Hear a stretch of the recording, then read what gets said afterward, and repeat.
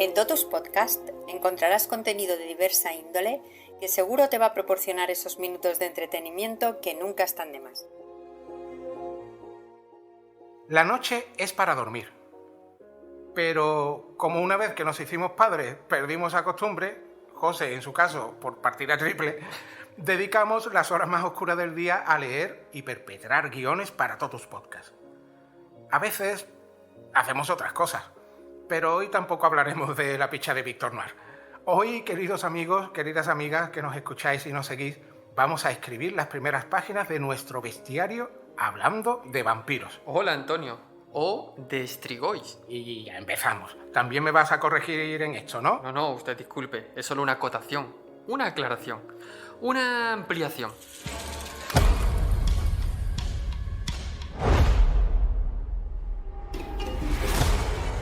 Veo que le estás dando buen uso al diccionario de sinónimo que te regalé. Sí, la verdad es que combina muy bien con la estatuilla del luchador de las termas que me trajiste de Italia. Bueno, la verdad es que la compré en un bazar que hay al lado de tu casa. Me alivia que me lo digas. La que luce en mi casa al lado del diccionario de sinónimos es de ese bazar. La que me regalaste la rompí jugando al rugby en casa con los niños. Ay, bueno, que me lía. ¿Qué es eso de un Strigoi? Sí, eso. Pues verás, Strigoi en singular y Strigoi en plural son las almas. Es la palabra que se usaba en el folclore rumano para hablar de lo que en otros lugares se conoce como vampiros. Ahora que lo dices, no es la primera vez que oigo esa palabra. ¿Tú has visto The Strain de Guillermo del Toro? Claro que sí, es una de mis series del género vampírico favoritas. Pues en esta serie, si no recuerdo mal, esas criaturas chupasangres que asolan al mundo son las llamadas Strigoi. Exacto. Pues en este caso, Guillermo del Toro mezcla la ciencia con la fantasía y muestra la expansión de los vampiros como una plaga. La verdad es que es una versión muy original del mito. Para quien tenga interés, además de la serie, le recomendamos el libro La Trilogía de la Oscuridad. Sí, y aunque la serie a mí me encanta y me parece genial, tengo que decir que, como casi siempre, el libro la supera. Pero hemos dicho que esta serie es una versión muy particular de Guillermo del Toro. ¿Qué hay del mito original? Vamos a hablar un poco de ello. Y con ese propósito podemos volver a la palabra rumano Strigoi, Antonio.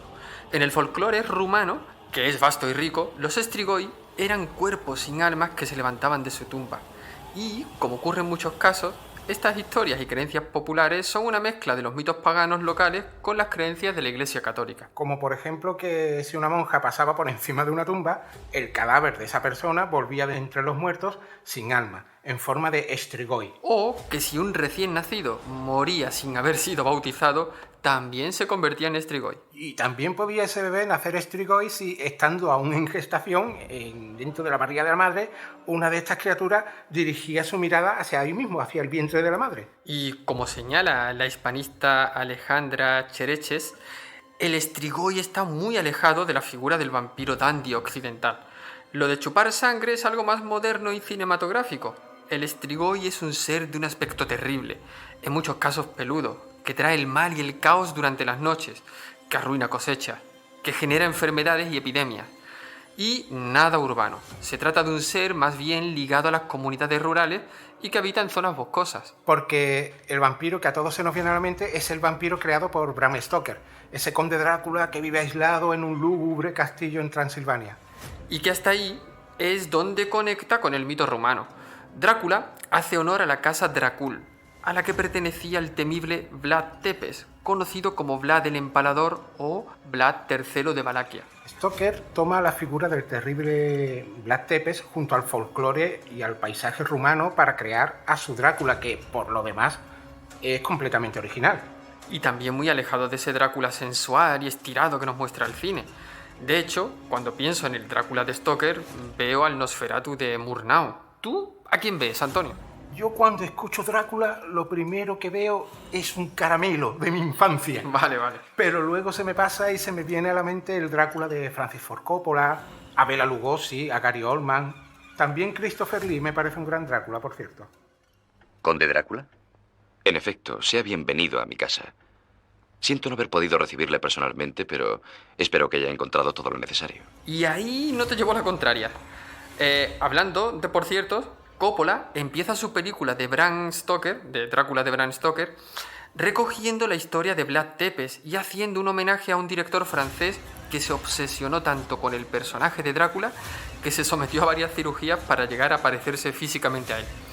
De hecho, esa primera escena de Drácula de Bram Stoker está rodada como si fueran sombras chinescas.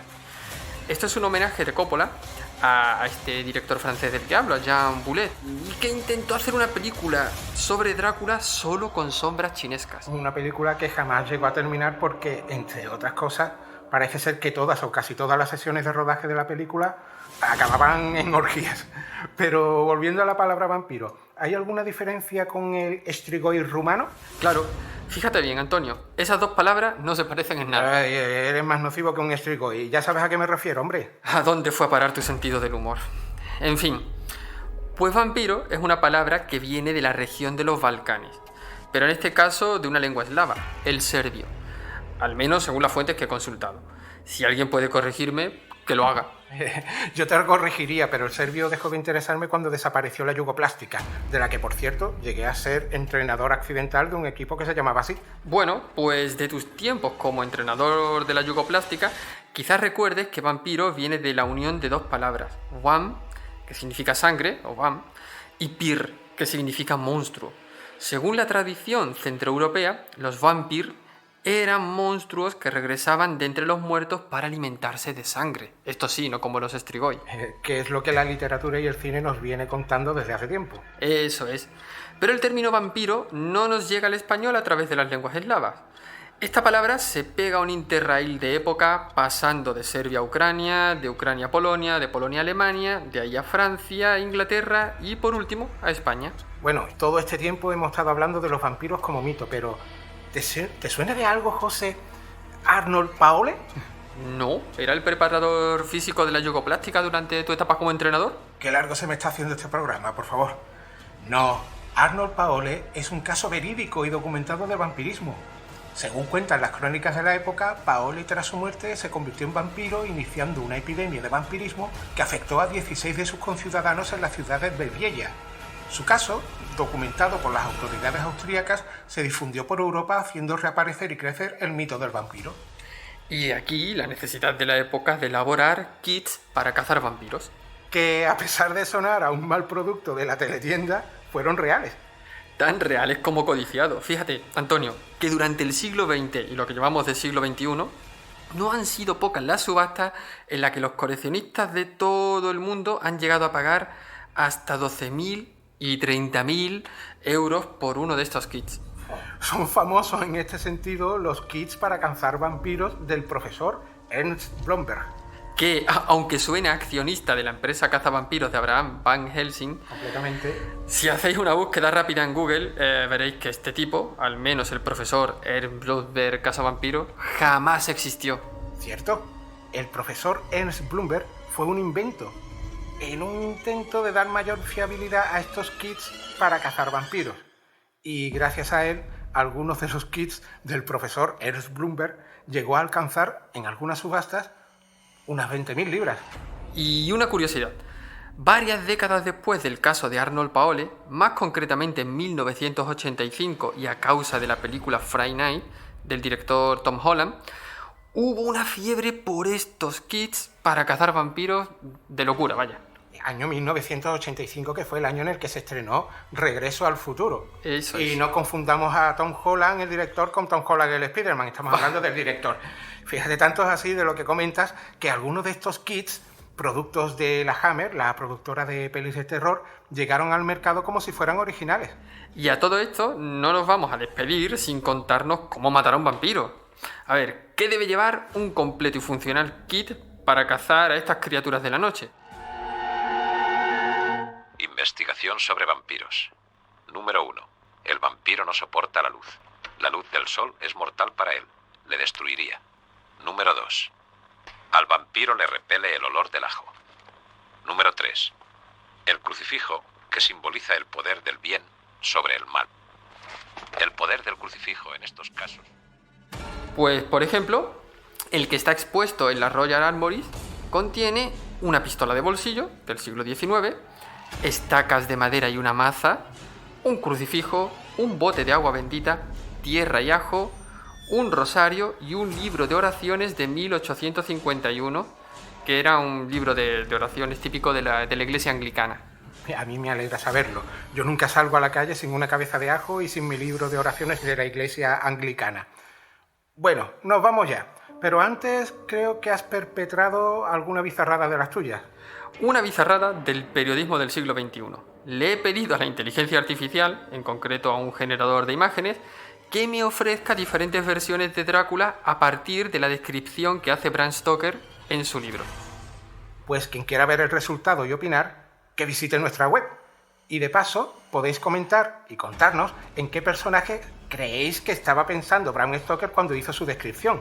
Recordamos que el prompt que le hemos metido a la inteligencia artificial es la exacta descripción que hace Stoker de Drácula. Y en este programa no voy a finalizar con un chiste malo porque mis familiares me han pedido que no lo haga.